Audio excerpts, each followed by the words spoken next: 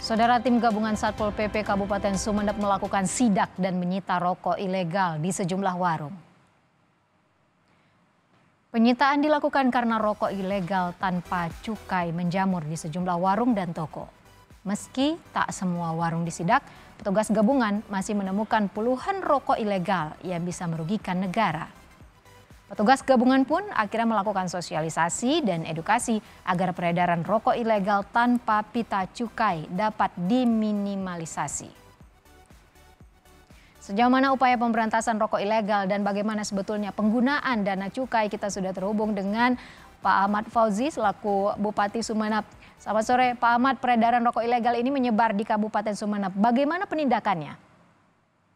Ya, jadi penindakannya ini sudah kita lakukan, operasi-operasi ini kita lakukan bersama-sama dengan tentu petugas bea cukai. Walaupun memang kita juga punya keterbatasan dalam hal terkait dengan operasi ini. Tetapi dalam 2 minggu terakhir kita sudah berhasil mengoperasi hampir kurang lebih 400 batang, 400 bungkus ya.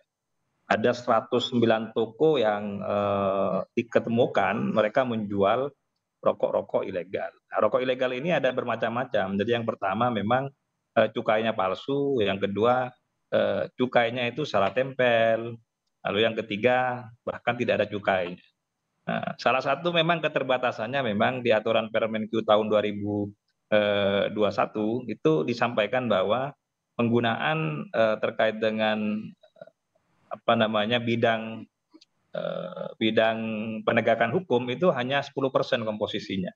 Sehingga itu yang menjadi sebuah keterbatasan kita. Walaupun setiap operasi itu kita harus bersama-sama dengan seluruh stakeholder yang ada. Kami tidak juga bisa sendirian, jadi harus bersama-sama untuk mengoperasi setiap keberadaan rokok-rokok ilegal itu di setiap toko-toko yang menjualnya.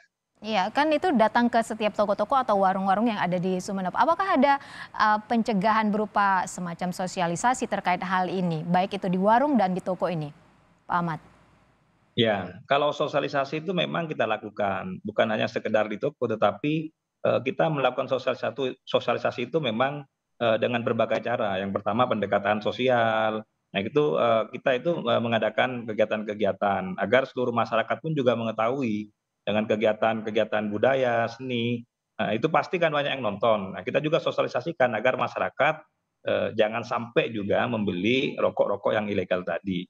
Nah, itu salah satunya selain juga memberikan sosialisasi kepada pemilik-pemilik toko. Bukan toko yang sekedar sudah kita operasi, tetapi toko-toko yang ada di Sumeneb. Kita undang semua, ya kita berikan sosialisasi bahwa tidak boleh menerima rokok-rokok ilegal, sehingga tidak membantu dalam hal membuat negara rugi. Nah, ini yang sering saya sampaikan kepada para pemilik toko.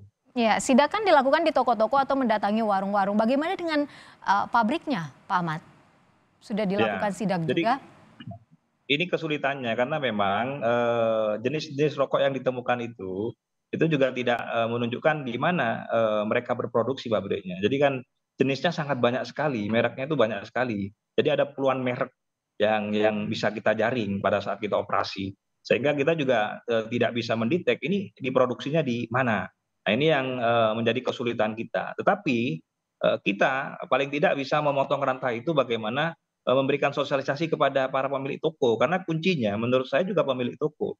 Jika pemilik toko itu tidak menerima terkait dengan rokok-rokok ilegal tadi dalam tanda kutip ya, yang tidak memiliki cukai ataupun salah tempel ataupun cukainya palsu. Nah, itu secara otomatis peredaran rokok ini tidak akan bisa beredar. Nah, itu salah satu cara kita karena memang mereka cukup cukup lihai sehingga mereka tidak bisa diketemukan di mana pabrik ini memproduksi rokok-rokok ilegal ini. Bisa saja mungkin di luar Sumeneb atau mungkin di luar Madura produksi-produksi itu masuk di Sumeneb gitu. Ya, ini kan sudah merugikan negara ya, Pak Ahmad, karena ada penggunaan dana cukai di dalamnya. Terkait dengan penggunaan dana cukai ini seperti apa? Ya, jadi penggunaan dana cukai ini terbagi beberapa hal. Yang pertama bidang kesejahteraan masyarakat. Yang kedua adalah bidang penegakan hukum. Yang ketiga itu terkait dengan bidang kesehatan. Nah, komposisinya di bidang kesejahteraan masyarakat itu 40%. Di bidang kesehatan itu 40%. Nah, di bidang penegakan hukum itu hanya 10% komposisi. sesuai dengan peraturan Permenkyu yang sudah ditetapkan. Nah ini yang pada akhirnya sebenarnya penegakan hukum, bidang penegakan hukum ini memiliki keterbatasan. Apa saja kira-kira di bidang kesejahteraan masyarakat? Contohnya misalnya dana ini dipergunakan untuk memberikan semacam bantuan-bantuan terkait dengan pemberdayaan para petani, misalnya hand traktor, sumur-sumur pompa, termasuk juga bantuan pupuk gratis, bantuan bibit gratis, termasuk juga terkait dengan bantuan para pekerja buruh rokok, rokoknya tapi rokok yang legal ya. Nah, kita kasih bantuan semacam BLT pada mereka itu di bidang kesejahteraan masyarakat salah satu contohnya. Kalau di bidang kesehatan itu kita pergunakan salah satunya adalah dipergunakan dalam hal memberikan BPJS kesehatan kepada masyarakat kita. Nah, termasuk juga dipergunakan oleh RSUD untuk memperbaiki fasilitas kesehatan yang dimiliki RSUD.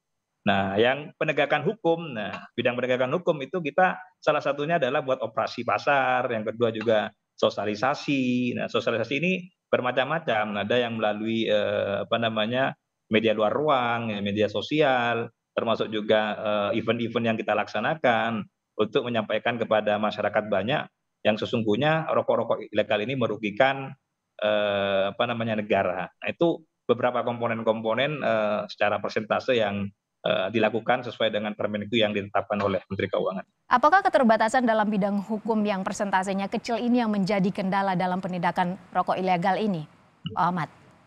Ya, kalau berbicara persentase 10% ya, maka mungkin secara otomatis ini juga membuat kesulitan. Tetapi pada dasarnya sebenarnya ini kembali kepada seluruh masyarakat kita.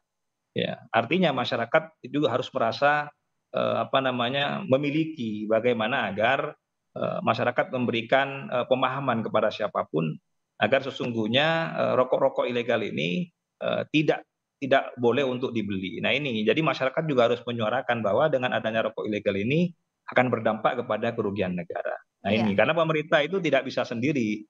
Ya, pemerintah juga bersama-sama turun ke bawah, ke toko-toko. Nah, toko juga memiliki inisiatif untuk menolak itu menurut saya. Nah, ini yang kita sampaikan kepada seluruh toko sebagai agen-agen penjual dari rokok-rokok tersebut. Iya, lalu terakhir Pak Ahmad, apa imbauan yang bisa diberikan agar rokok ilegal ini tidak kembali beredar, baik itu imbauan kepada para pemilik toko ataupun warung-warung? Ya, jadi imbauannya begini ya, kita sebagai masyarakat Indonesia, ya, sebagai masyarakat yang tentu memiliki rasa kebangsaan ya, dan nasionalis, ya kita harus merasa memiliki bangsa ini. Maka kita harus memilih sesuatu yang legal. Maka saya harapkan kepada seluruh masyarakat, ya, bukan hanya di kabupaten kami di Sumeneb, tapi seluruh kabupaten di mana saja, karena sesuatu yang ilegal ini menjadi persoalan bagi bangsa dan negara kita. Nah, itu yang kami sampaikan adalah mari kita semua, siapapun seluruh stakeholder harus bersama-sama memiliki rasa kepedulian. Ini yang paling penting, memiliki rasa kepedulian bersama-sama untuk mensosialisasikan bersama-sama bahwa sesungguhnya rokok ilegal ini akan merugikan negara ini. Nah, sehingga masyarakat kita juga bisa paham dan para pedagang kita, pemilik toko tersebut juga bisa memahami efek-efek dari keberadaan rokok-rokok ilegal ini yang mampu membawa kepada hal kerugian negara yang sangat besar pada akhirnya. Ya, Itu semoga mungkin upaya pemberantasan peredaran rokok ilegal ini bisa sukses, berhasil, bisa diberantas sampai ke akar-akarnya. Terima kasih banyak. Pak Ahmad Fauzi, Bupati Sumeneb, sudah bergabung bersama kami di Kompas TV. Selamat sore.